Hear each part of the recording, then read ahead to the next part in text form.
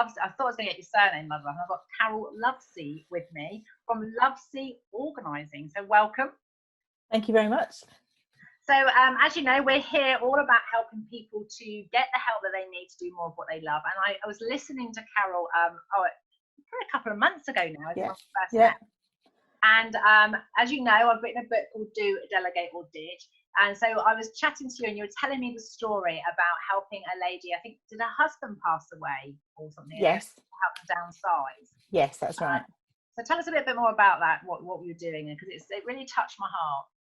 Well, I think it's when somebody passes away, it's a very hard time for anybody. And this lady had already started the process when her husband was in hospital of selling a very large bungalow to downsize to a retirement flat. And I called it a bit like granny bashing at the time, because I felt like I was so like, come on, we need to sort this out. And she was finding it terribly hard. But with a lot of kindness and thought, we kind of, quite a lot of tea breaks in between, we spent some time to work out what of her family history that she needed to keep and what she wanted to pass on to somewhere different, whether it was her favourite charity, whether it was onto somebody that really needed it in the local area. It was about making her feel comfortable that her stuff wasn't just being thrown in the bin, that we found a suitable place for it. Some of it did have to go in the bin, but it was about finding those things that she could have in her new property and treasure and remember her family by and the lovely times that they've had, and the stuff that she really didn't need anymore. So she found that quite a difficult process, but since she's moved, she has absolutely had a whole new lease of life. She's been there 5 years now. She's now on the management committee with the local residents. She's got a whole new raft of friends, a whole new social life. She's out more than I am, and I've kept in touch with her, and she's just had a totally different way of life. And I know that by spending that painful time deciding what to keep and what to let go, although it was quite hard for her at times, very, very emotional, I know the benefit for her was huge, and that's why I feel so passionately about doing this. Yeah, and I call it like the compassionate companion is that person, if from a listening perspective, someone, just to have someone hold that space so you're not feeling those things on your own is just so powerful. But the thing I think I might have got this expression wrong, but you said you're quite good at bossing people, and I think it's that, and in a loving, kind, nurturing way. There's not, there's all these words in the English dictionary you can take either way, can't you? I saw it as a very organised, assertive, like, not going to get caught in, because you could very easily get caught in with just sitting there with their misery with somebody and going, oh yeah, it's a bit tough, let's not bother doing that today. Yes. And I just, the energy when you talk about, I just felt like you lifted her up and gave her that encouragement and the energy to keep going when she didn't have it for herself, which is just awesome. And the important bit was to remind her about what she was going to, so that she had a purpose and it was somewhere that she wanted to go to. She'd got a lovely new flat. By any person's standards, she's very modern in her outlook on life and her furniture and all that sort of stuff, but she was really looking forward to then redecorating the new flat, the new furniture, and by having those things to look forward to, that again made it easier to part with the things that you were kind of hanging on to, because it's about seeing where you want to be, not where you have been, because where you have been finished and you need to kind of move along into the next area. So. And before we came online, we were talking with the current environment in the world right now with the pandemic, and everybody having to work from home, or more people having to work from home than previously before. They're obviously going to go through some similar emotional pains where they don't want to have to have not been in the office. They like to go into the office and having a break from work. They're probably getting frustrated with the fact that everything and everyone is on top of them. So just tell me a little bit about, somebody that, because you work with obviously people that are moving home like this lady, but also helping people get very organized, because you're an organized worker. I imagine actually I have a sense of guilt if I look around my office right now. Like, yeah, it would probably drive you mad batty if you saw the chaos. But I can work in it. It doesn't really, I can ignore it for a little while anyway. But for those people, tell me what will be happening for that person who has now been thrown into this space and they haven't really got the environment they need to work. What will be happening for them right now? Well, I would say from my experience of working from home, and I've done I've worked from home into a main office for about 5 years until I've had this change of career. But for me, I know that I need it to be very tidy. I need to have a clear workspace so that I am free to then concentrate.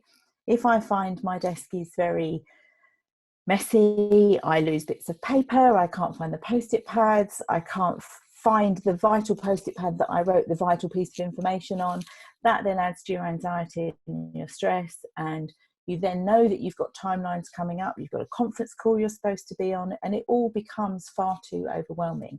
So I find by having that clear workspace, for me, it makes me relax, it makes me be able to sit and concentrate and do the work that I need to do and prioritize what work I need to do.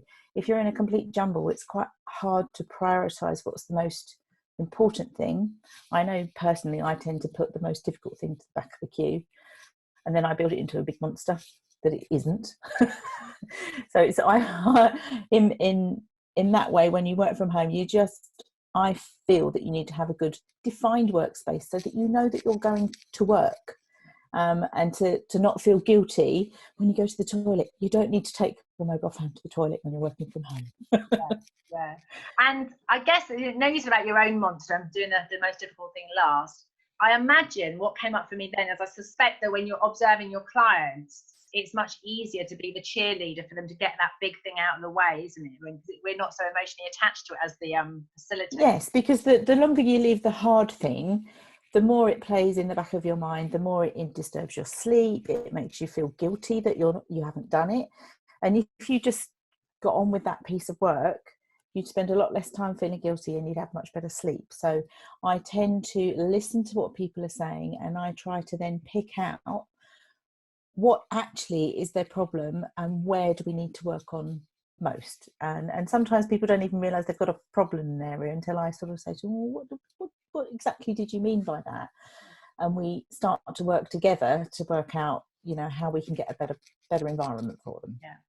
And we were talking before about the difference, because we're very much about listening skills. We're both helping people to do more of what they love and decluttering and getting rid of stuff. Mine tends to be more about what's in your head rather than the physical environment.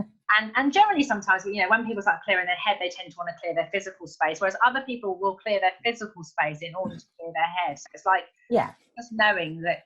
So I just want to put it to the viewers that are actually watching. If you're the kind of person that knows you just need to do something, but you're in overwhelm and you don't know where to start with your physical space, then Carol is a great person to talk to.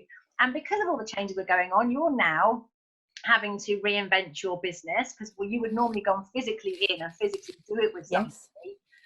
Now you're going to have to learn the new skill yourself of how to do this virtually and how through cameras to see what their space is like and to guide and coach and direct people from a virtual environment. So we just want to put it out there. If you are somebody right now that is feeling a little bit angsty because everything's everywhere and everybody's on top of you, it's really important you get this sorted now, isn't it? Because if you don't, it's going to your productivity is going to go down. If you're self-employed, your money will go down. If that happens, then your time with your health and well-being will be affected even. And then your love life and then fun, well, that kind of goes out the window, doesn't it, when you're all stressed. So just for a minute, just sort of paint the picture for us now. They've got their clean, tidy desk. Then what happens? Once you've got your space clean, I feel that you're able to breathe properly and you're able to sit and you can concentrate and you can get on with the task at hand. It gives you a much better sense of well-being because you're not worrying in the pit of your stomach that you haven't done certain things, etc. It just allows you to concentrate. And by no means am I someone that would encourage someone to be a complete minimalist. If you like to have your knickknacks in your house, look, I've got mine. See, I've shown it to Cheryl before I came in. It's not about having nothing around you. It's about having the things that you want around you that give you comfort, give you confidence, make you feel that you are able and capable of doing your job. It helps to make you calm, I think, so that you're able to do your task. And if you're calm, it means to say you're a lot nicer to be around, because quite frankly, when I'm getting stressed about work, I can be quite a horrible person to be around with my husband.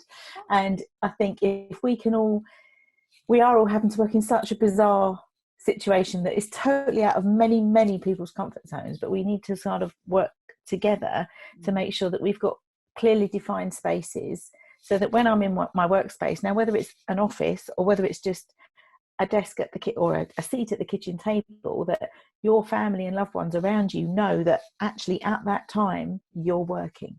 Yeah. It's not that you don't love them, that you're ignoring them. It's just that you need to work at that particular moment in time. Yeah, and it is important, because I think that it's like me. I have got the blinkers on at the moment in my space, but I generally will. I've got a process where I go, okay, that's that. But when I finish at Friday tonight, I'll have to clear it all up. It's because I'm working on a big project, so it's like I don't want to put it away. I've got Post-it notes everywhere to remind me what I'm doing. And I think it's about people knowing what works for them and what doesn't work for them. And what I will say to everybody, and I really can't get this message out there, because you've got a free 30-minute consultation with people that they come and chat to you. So if they come and look Carol up, have a chat to her, because what could happen, and people do this, is they think it's only a little niggle at the moment, and they ignore it and ignore it and ignore it and ignore it. And like you say, you get irritable with your loved ones, or you get really poorly, you get run down, and you end up, your body tells you if you don't listen to it. So I'm going to ask you to listen to that critic. If you're going, oh, wish I could just get this house sorted, then please do contact Carol and have a chat with her, and let her help you to get your mess sorted out. And my tip would be, is you haven't got to sort your entire house out today. You just need to do one little bit of it at a time. Yeah. Yeah. It's a phrase, how do you eat an elephant? One little piece at a time. Yeah, one bite at a time. It is that, and that's a great thing to spatially just go, actually, even if we just got this desk or your one piece sorted out, and then you've got a process to follow for the rest of the house, you can just take it one day, one step, one bite at a time. Thank you for joining us today. It's been a joy hearing about you, and hopefully people will come and contact you. Thank you very much.